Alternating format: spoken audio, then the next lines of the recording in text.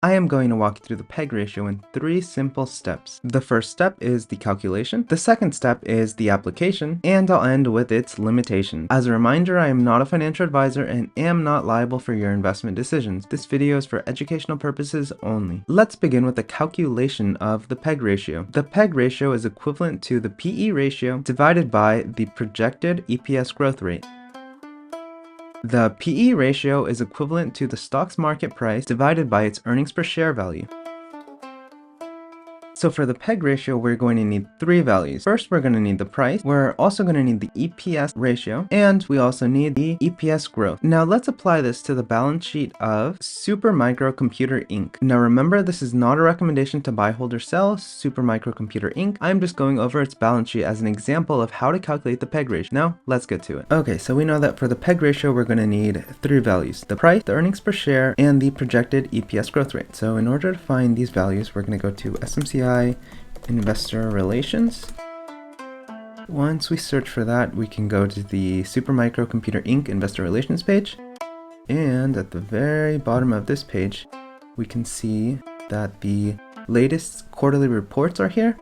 And we're going to be looking for more results to see all of the quarterly reports, the most recent 4 of them. So here we can see it's Q3 2024, Q2 2024, Q1 2024, and Q4 2023. So these are going to be the trailing 12-month EPS. So on this quarterly report, we're going to view the full release of each one. That was Q3 2024. This is Q2 2024. This is Q1 2024. And lastly, we have Q4 2023. So on these releases, what we're going to be looking for is the EPS values. So in order to find these, we're actually going to scroll down to where the values are. So here we have assets, liabilities, and we're going to scroll down to the earnings per share, which in this case is net income per share. We have the basic net income per share and diluted net income per share. For the sake of this video, I'm going to be using the diluted value, which is 6.56 for this quarter. We're going to need this value for the last 4 quarters. So going to this one, we're going to see that it's the exact same outline but with different numbers. And in this case, the net income per share diluted value is going to be 5.10. For this year, it's going to be, scroll down again, same spot, net income per share right here. The diluted value is going to be 2.75. And for this quarter, we're going to scroll down again, and the net income per share is going to be, diluted value is going to be 3.43. So there we have the last 4 net income per share values of Supermicro Computer Inc. Now, what other values do we need? Well, we need the price and we need the projected growth rate. So in order to find the price, we can just go to SMCI price. The current stock price is at $619.90. However, for the sake of this video, I'm going to be using the previous close, which was $624.65. That's the value we're going to be using. And the last value we need is the growth. So in order to find this, we're actually going to search for SMCI PEG ratio. Once we do this, we're going to look under news. And under the news, we can see there's this article by TipRanks on MSN that shows the PEG ratio is projected to be 0.62. Now remember, the PEG ratio fluctuates given that the price of the stock also fluctuates. So at the time of this article 6 days ago, the PEG ratio was 0.62.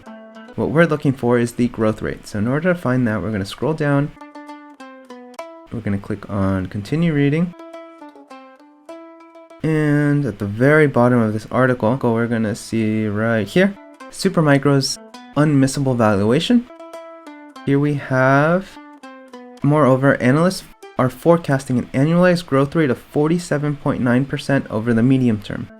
This growth rate is what we're going to be using in our formula. So we have the growth rate of 47.9%, we have the price of 624.65, and then we're going to add the sum of the EPS for the last 4 quarters. Now let's go calculate this. So going back to our formula, we now have all 3 values we need. We have the price of $624.65. We also have the EPS value of 17.84, and our projected growth rate of the EPS is going to be 47.9%. Now, once we put these values back in our formula, and our formula being price divided by EPS divided by EPS growth, we get these values, which in turn are equivalent to 0.73. So what does a PEG ratio of 0.73 mean? A PEG ratio of 0.73 means the stock is trading at a price of 73% of what its growth rate would suggest it should be trading at. In other words, the stock is priced lower relative to its expected growth rate and might be undervalued. Let's look at this graphically. Imagine 3 companies. Company 1 has a PEG ratio below 1, Company 2 has a PEG ratio at 1, and Company 3 has a PEG ratio above 1. Company 1 has a PEG ratio that is undervalued, such as SMCI in the example I provided. Company 2 has a PEG ratio that is at equal value, and Company 3 has a PEG ratio that is currently overvalued. Lastly, let's look at 3 limitations of the PEG ratio. The first limitation is the PEG ratio relies heavily on growth rate projections. These projections are often based on analyst forecasts or historical growth trends. However, predicting future growth is inherently uncertain. Factors such as changes in market conditions, economic shifts, or unexpected company-specific events can impact actual growth rate. If the growth rate estimates are overly optimistic or pessimistic, the PEG ratio can give a misleading impression of a stock's valuation. Second, different industries have different growth norms and risk profiles. For example, technology companies might have higher growth rates and higher PEG ratios compared to more stable industries like utilities. When using the PEG ratio, it's crucial to compare companies within the same industry to ensure that industry-specific growth trends and risks are properly considered. Lastly, in industries or companies where growth rates are highly variable, the PEG ratio can be misleading. For instance, a company experiencing volatile growth might have a PEG ratio that fluctuates wildly, making it difficult to assess its true valuation. In such cases, relying solely on the PEG ratio may not provide a complete picture, and investors should consider additional metrics and qualitative factors.